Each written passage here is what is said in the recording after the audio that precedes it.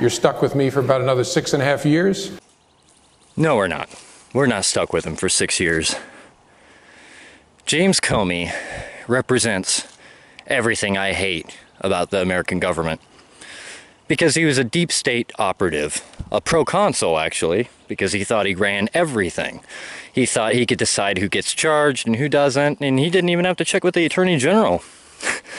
But the biggest reason that I despise Comey, who I really didn't have an opinion about until he went out and laid out the case, the indictment against Hillary Clinton, explaining all these different things that she had done illegally.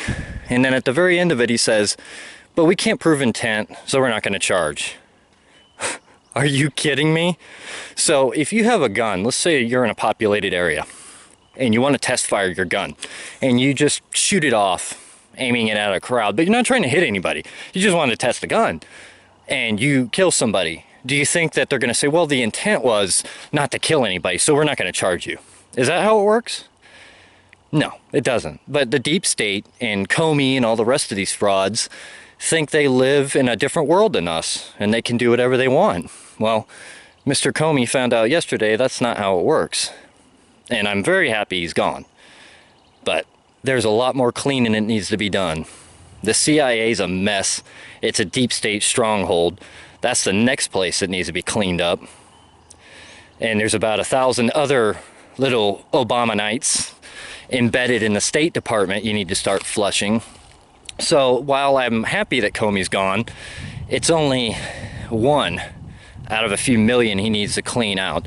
If Donald Trump truly wants to drain the swamp, then all of these freaks have to go, because just one of them left behind in a key position will be enough to torpedo his agenda, or I'm sorry, the American people's agenda, since they're the ones who put him in the White House.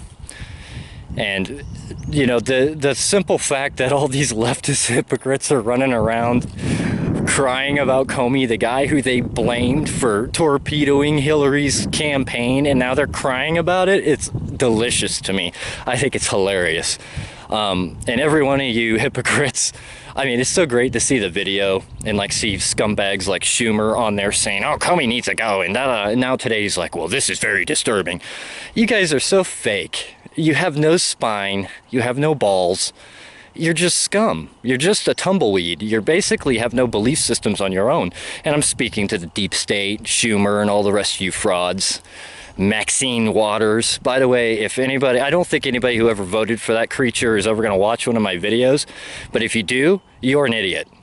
Sorry, you vote for a moron like that, you've got serious problems.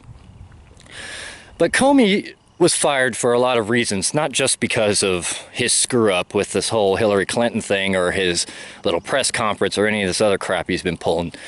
Comey's a bad FBI agent. He was a horrible director. And I'm actually gonna play a clip here from today's Michael Savage show. He's a radio guy. Most of you probably already know him. He's gonna discuss 10 screw-ups that Comey was in charge of while he was in the director's desk. And it's important that everybody listen to this, because he was fired for a lot more reasons than what these leftist tools keep saying. He was fired because he sucked. Today, President Trump said he fired him because he wasn't doing a good job. Well, guess what? He wasn't doing a good job. He sucked. And that's what we do with crappy, I mean, that's what we used to have a saying in the military. What do you do with turds? You flush them. And make no mistake, Comey was a turd, and I am glad he's back in the sewer where he belongs. But listen to this. Listen to what Michael Savage found, the 10 screw-ups of this man, and maybe you'll have a little better understanding of why this clown had to go. It is the Savage Nation. Did Russia really hack the election? I mean, that's the whole story here is. The madmen and the madwomen are implying that Russia hacked the election and changed the votes. But I remember the whole story from the beginning.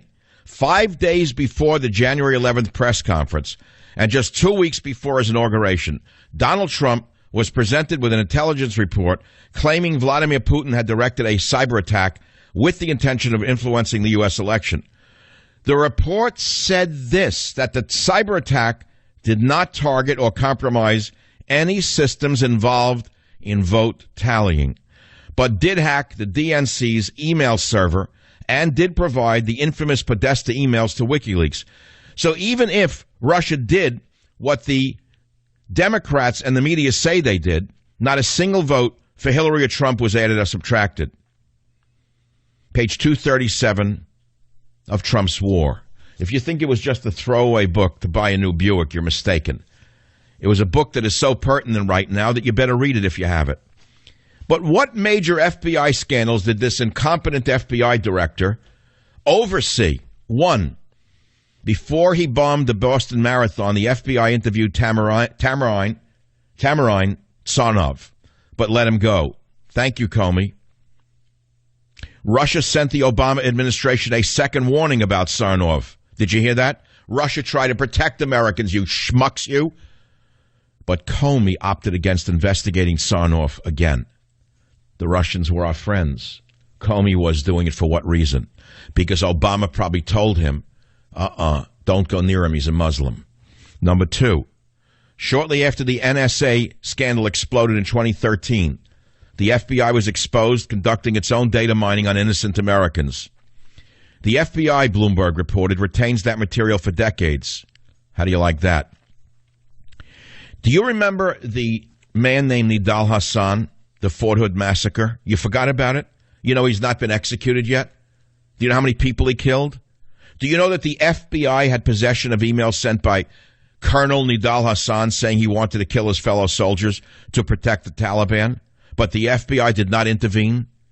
And many people argue that the tragedy that ended in the death of 31 Americans by this piece of garbage, Nidal Hassan, 31 Americans killed, including a pregnant soldier, at Fort Hood, could have been prevented.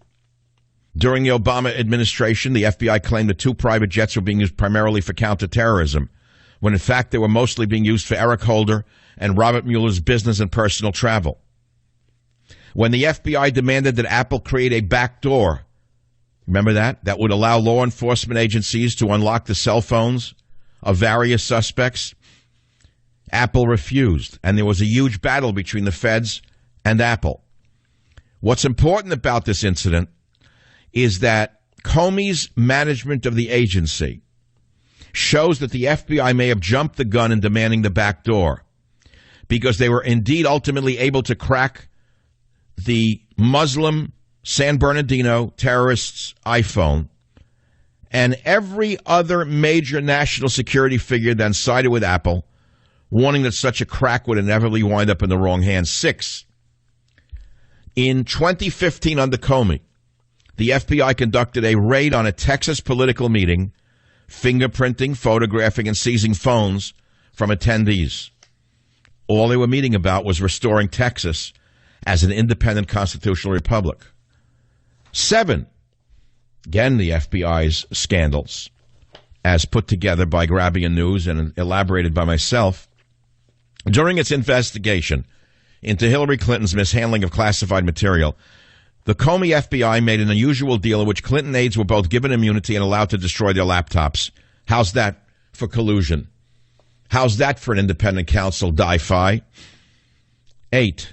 The father of the radical Islamist who detonated a backpack bomb in New York City in 2016 alerted the FBI to his son's radicalization.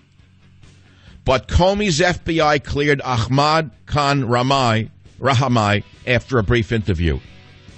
Again, a Comey failure.